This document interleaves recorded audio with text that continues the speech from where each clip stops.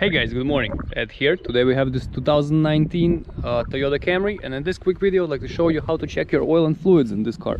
So let's start. First thing we're gonna do, we're gonna open the hood. So pull the latch, find the latch of the hood, raise it up, and it should stay.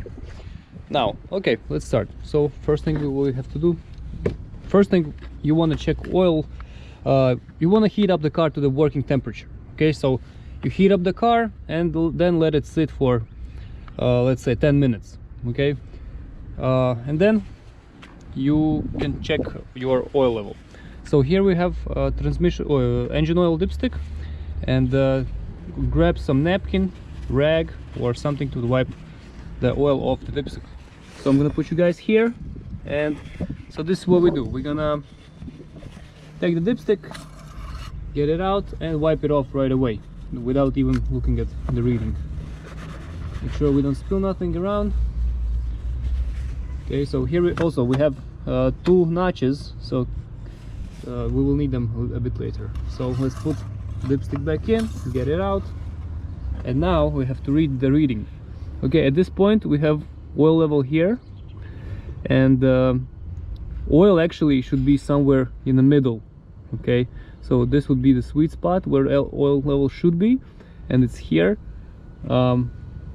Maybe it's because the car is still warm and it didn't cool down enough, but also possible that here the oil level is a little bit too much, and that's not good for your gaskets. The color of oil is clean, like new. Okay, so this is good color. If your oil is dark, like coffee, then you should change it.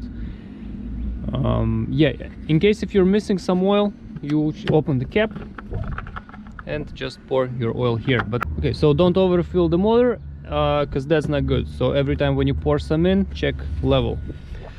Next thing, right here we have windshield washer fluid. Okay, so anytime you can open it and pour in windshield washer fluid. Okay, very simple. If your emblem comes on like this in yellow on the dashboard, it means you are out of fluid, and that's the moment to fill this up. This is right here coolant reservoir, and this is radiator cap. Most likely you won't need to open this thing, hopefully. Here we have full and low sign. Okay, never open this. This also never open this cap if the car was working and it's hot, because you're gonna get, the system is under pressure, you're gonna get boiling antifreeze in your face. You obviously don't want to have that. If you need to add coolant, this is where you add coolant. As you can see, the coolant color is pink, but keep in mind that if you are missing coolant at all, okay, it's better to have any kind of coolant, and even water will do, because if you're gonna drive without coolant, you're gonna overheat the motor and it's gonna seize. So this is with the antifreeze. All right, so here we have brake fluid. So this uses DOT3 or DOT4 brake fluid. So to pour in, we're gonna take the cap off, pour in.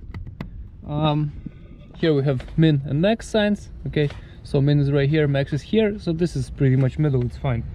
Keep in mind that brake fluid doesn't evaporate, and if you're missing some, it means you're leaking somewhere, and if you're gonna leak too much, then you're gonna lose brakes. Right, so that's something to keep in mind. Yeah, one more thing, this car doesn't have a transmission dipstick. I mean, it doesn't have a user-friendly transmission dipstick.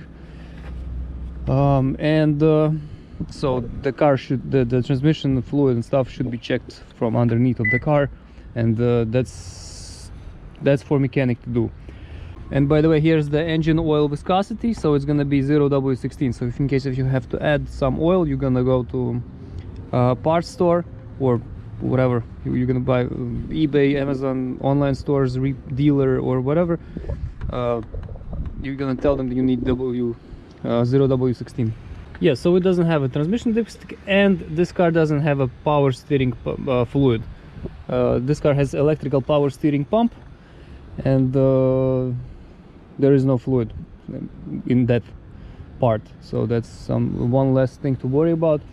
One more fluid here is Freon, which runs in our AC system. The thing is with Freon, Freon is again, it's AC system, it's under pressure, and it's better not to touch it in case if you're not familiar with car repairs. And I assume if you're watching this video, then you're not. So yeah, leave this to mechanic, and don't touch it better, because you might break something or do damage to yourself or to the car. So leave this to mechanic. Otherwise, this is it. I hope this helps. If it does, please press like button and have a great day. Bye.